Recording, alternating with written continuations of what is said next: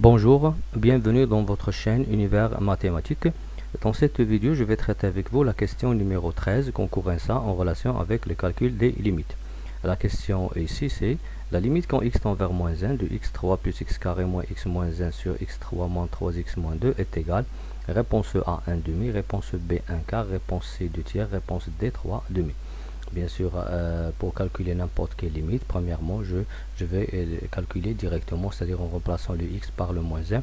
Et bien sûr, forcément, je vais trouver une forme indéterminée parce que dans les concours, les limites, je peux pas trouver une limite que je peux calculer très simplement. Donc cette limite, premièrement, si je calcule cette limite, bien sûr, en remplaçant le x par le moins 1, je vais trouver bien sûr 0 sur 0.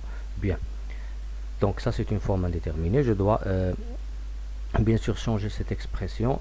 Premièrement, je vais factoriser. Pourquoi factoriser? Parce que quand j'ai remplacé par le x par le moins 1 dans ce polynôme, j'ai trouvé 0. Cela veut dire que le moins 1 c'est une racine carrée de ce polynôme. Cela veut dire que ce polynôme est divisible par x plus 1. De même, ce polynôme là aussi il est divisible par x plus 1. Donc soit je peux utiliser la division euclidienne de x3 plus x carré moins x moins 1 par x plus 1 et de même x3 moins 3x moins 2 par x plus 1 et trouver bien sûr le résultat factorisé et simplifié, ou bien je peux bien sûr factoriser analytiquement, c'est-à-dire algébriquement. Ici je peux ajouter et retrancher quelques termes pour bien sûr déterminer le facteur commun x plus 1. Donc pour le premier polynôme ici, x3 plus x carré moins x moins 1, je l'écris ici.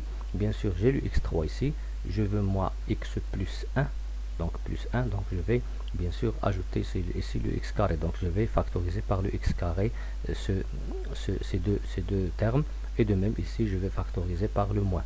Bien sûr je vais créer x au carré facteur de x plus 1 moins entre parenthèses x plus 1. Et bien sûr le facteur commun ici c'est x plus 1, je vais l'écrire x au carré moins 1 facteur de x plus 1. Donc qu'est-ce que je fais ici? J'ai factorisé le polynôme en haut par x plus j'ai divisé le polynôme en haut par x plus 1. Bien sûr il a donné une factorisation parce que moins 1 est une racine carrée. Bien, ici de même je vois que le x carré moins 1 c'est quoi?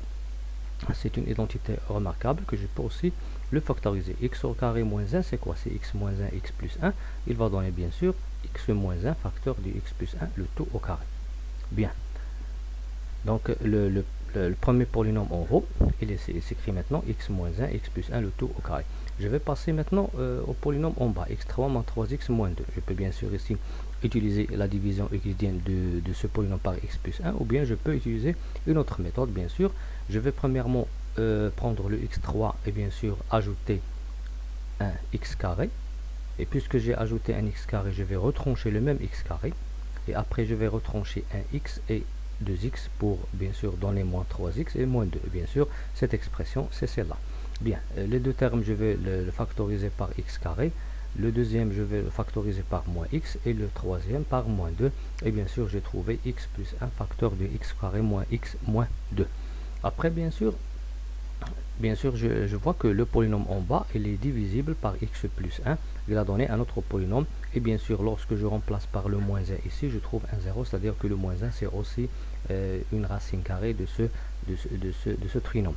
Bien sûr ici je vais bien sûr soit bien sûr la division euclidienne par x moins 1 une autre fois, ou bien je peux bien sûr utiliser le discriminant delta et déterminer la factorisation. Bien sûr ici je vais trouver x plus 1 et ce x à carré moins x moins 2, ce trinôme s'écrit x plus 1 x moins 2, donc finalement le polynôme en bas c'est x moins 2 facteur de x plus 1 au carré. Bien sûr ce que je vais faire maintenant, je vais remplacer les deux polynômes par la factorisation de chacun. Bien sûr le premier c'est x moins 1 x plus 1 le tout au carré, le deuxième c'est x moins 2 x plus 1 le tout au carré. Bien sûr quand x tend vers moins 1, cela veut dire que x est tout près de moins 1 et il est différent de moins 1, donc je peux bien sûr simplifier par x plus 1 au carré parce qu'il est différent de 0. Je vais trouver x moins 1 x moins 2. Donc cette limite, c'est la limite quand x tend vers moins 1 de x moins 1 sur x moins 2. Lorsque je remplace par moins 1, je vais trouver moins 2 moins 3 qui est 2 tiers. Et 2 tiers, bien sûr, c'est la réponse C. Bien. Merci.